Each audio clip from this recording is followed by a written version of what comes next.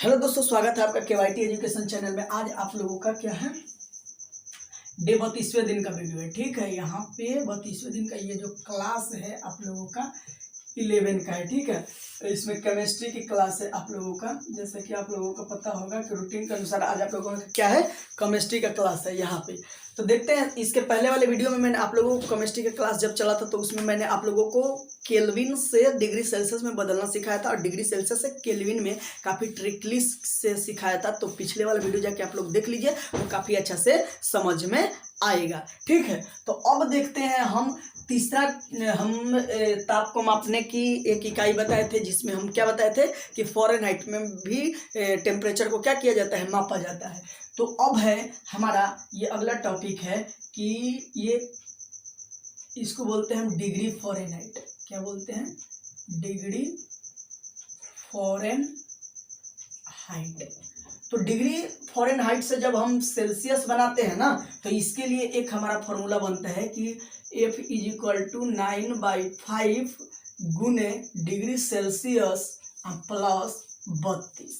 यही इक्वेशन हमारा मेन है। यानी कि जब डिग्री फ़ारेनहाइट से डिग्री सेल्सियस में बदलना हो, चाहे डिग्री सेल्सियस से डिग्री फ़ारेनहाइट में जब बनाना हो, तो हम इसी इक्वेशन को रखते हैं, मतलब इस समीकरण को रखते हैं और उस समीकरण में जो एक दिया रहेगा उसकी वैल्यू पुट करते हैं और वैल्यू पुट करने के बाद उसका हम मान ज्ञात कर लेते हैं। ठीक है, तो एक यही है, ये डिग्री फ़ारेनहाइट = 9/5 गुने डिग्री सेल्सियस प्लस 32, सिर्फ यही है। ठीक है, एक यही है। इस इक्वेशन के अनुसार जब फ़ारेनहाइट से डिग्री सेल्सियस में निकल जाएगा, तो जब डिग्री सेल्सियस में निकल जाएगा तो हम केल्विन में बदल लेंगे, और जब केल्विन में दिया रहेगा तो उसको सेल्सियस में बदलेंगे, और सेल्सियस दिया रहेगा तो उसको फ़ारेनहाइट में निकाल लेंगे। यानी कि जब ये इक्वेशन हमें मिल गया तो अब कोई भी टेम्परेचर को हम कहीं भी कैसे भी चेंज कर सकते हैं। तो आइए अब यहाँ पे एक एग्जाम्पल देखते हैं। जैसे दे दिया कि 95 डिग्री फ़ारेनहाइट में कितने डिग्री सेल्सियस होते हैं, कितने डिग्री सेल्सियस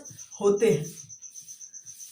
तो हमें सीधा सीधा फार्मूला दिख रहा है कि यानी कि फ़ारेनहाइट से जब डिग्री सेल्सियस में बदलना होता है यही एक फार्मूला लगाएंगे, चाहे डिग्री सेल्सियस से फ़ारेनहाइट में बदलना होता है यही फार्मूला लगाएंगे, एक ही फार्मूला है। तो आइए हम रखते हैं फार्मूला, पहले लिखते हैं, यहाँ पे हल लिख देते हैं और बनाते हैं। डिग्री फ़ारेनहाइट = क्या है, 9/5 डिग्री सेल्सियस प्लस 32 रख दिए और मान पुट करिए। फ़ारेनहाइट का मान कितना दिया है, 95, तो 95 = 9/5 डिग्री सेल्सियस प्लस 32।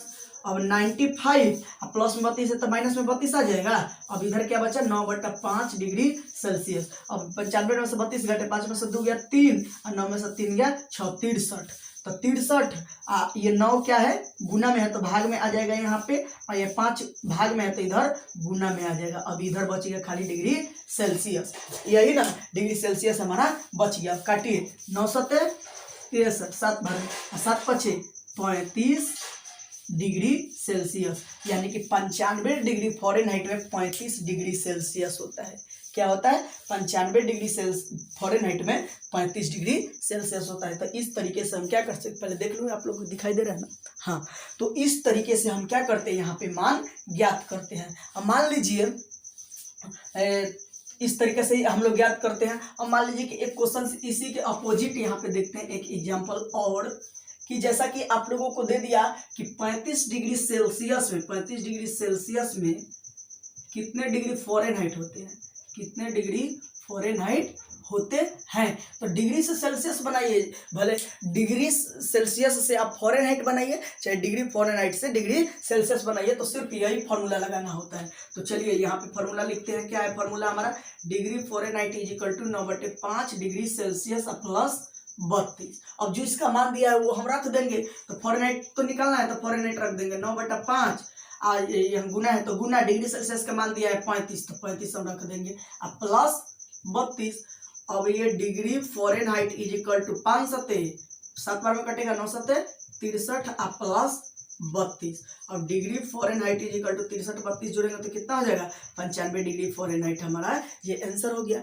तो यानी कि डिग्री सेल्सियस से जब फ़ारेनहाइट बदलना होगा तो यही सूत्र लिखेंगे, और डिग्री फ़ारेनहाइट से जब डिग्री सेल्सियस में बदलना होगा तो यही हम सूत्र लिखेंगे। तो इस तरीके से हम क्या करते हैं, बदलते हैं। इक्वेशन आप लोगों को आता होगा तो इक्वेशन समीकरण तो सीखे ही होंगे क्लास 11 में, तो समीकरण के अनुसार इस तरीके से हम लोग बदलते हैं। तो अब आप लोगों को हम क्या करते हैं कि इसमें से 5-5 क्वेश्चन आप लोगों को घर से दे देते हैं, और ये आप लोगों को पहले क्या करते हैं कि वीडियो की स्क्रीन पर मार के इसको उतार लीजिए। मैं हट जाता हूँ यहाँ पे, चलिए। तो चलिए, आप लोगों ने यहाँ पे क्या किया, इसको उतार लिया। अब इसको मिटा के हम 5 क्वेश्चंस आप लोगों को घर से दे देते हैं बनाने के लिए।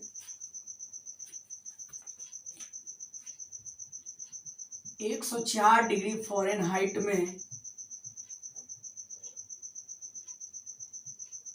कितने डिग्री सेल्सियस होते हैं, पहला क्वेश्चन। दूसरा क्वेश्चन है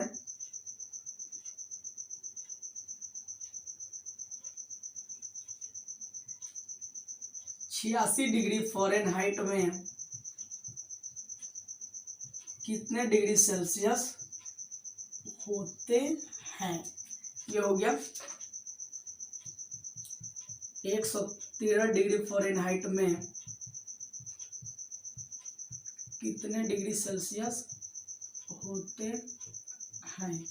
अब यहाँ पे 27 डिग्री सेल्सियस में कितने डिग्री फ़ारेनहाइट होते हैं। और एक और दे दूं यहाँ पे 37 डिग्री सेल्सियस। 37 डिग्री सेल्सियस में कितने डिग्री फ़ारेनहाइट होते हैं।